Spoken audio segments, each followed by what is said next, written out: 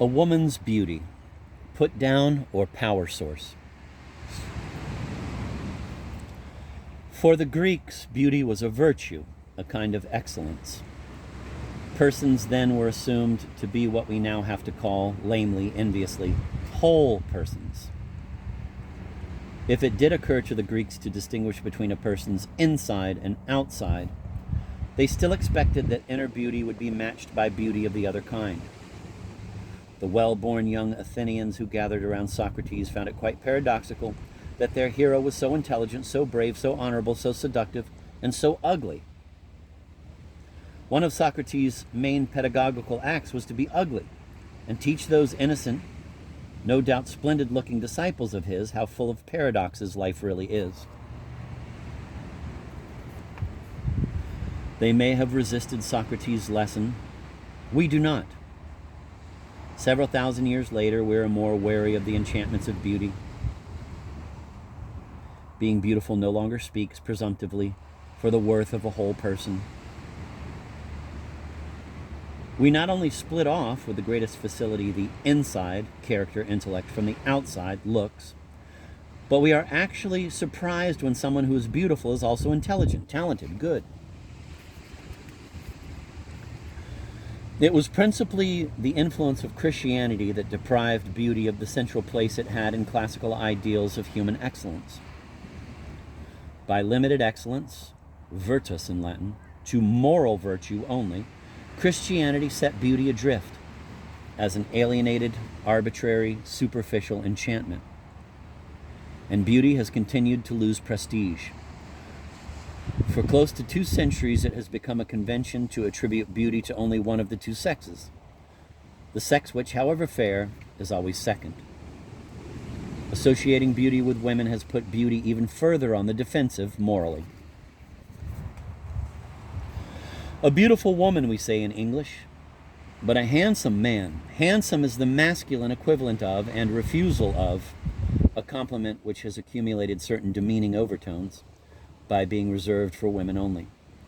That one can call a man beautiful in French and in Italian suggests that Catholic countries, unlike those countries shaped by the Protestant version of Christianity, still retain some vestiges of the pagan admiration for beauty.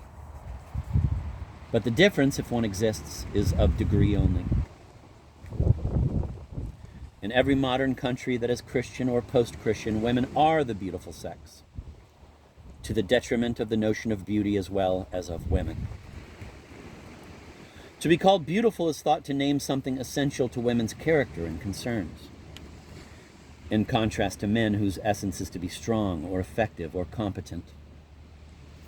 It does not take someone in the throes of advanced feminist awareness to perceive that the way women are taught to be involved with beauty encourages narcissism, reinforces dependence and immaturity.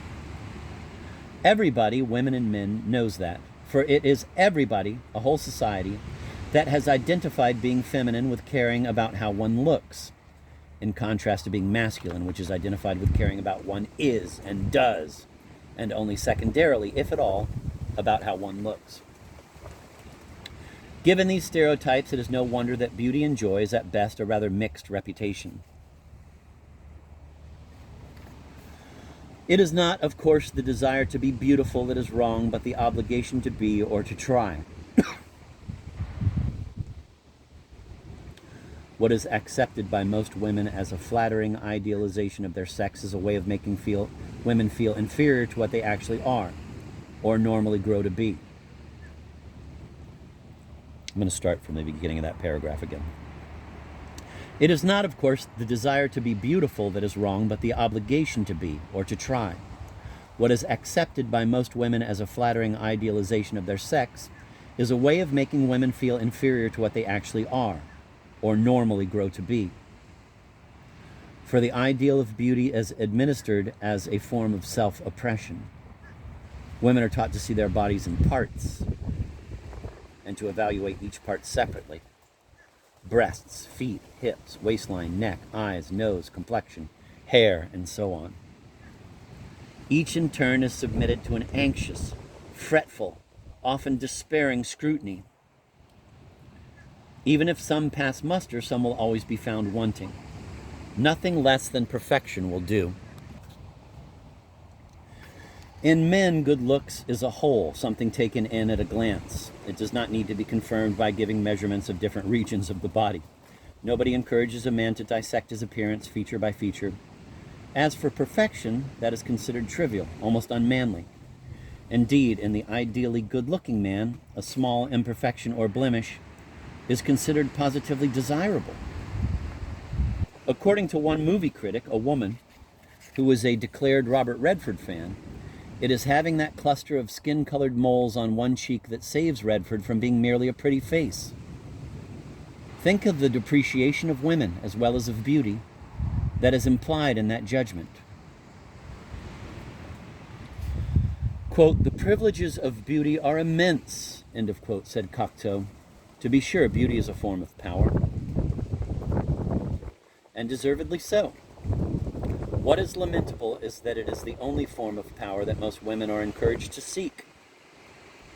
This power is always conceived in relation to men. It is not the power to do, but the power to attract.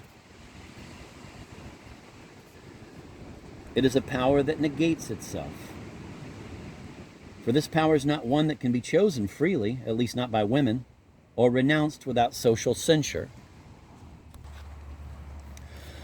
To preen for a woman can never be just a pleasure.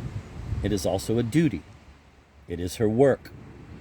If a woman does real work, and even if she has clambered up to a leading position in politics, law, medicine, business, or whatever, she is always under pressure to confess that she still works at being attractive.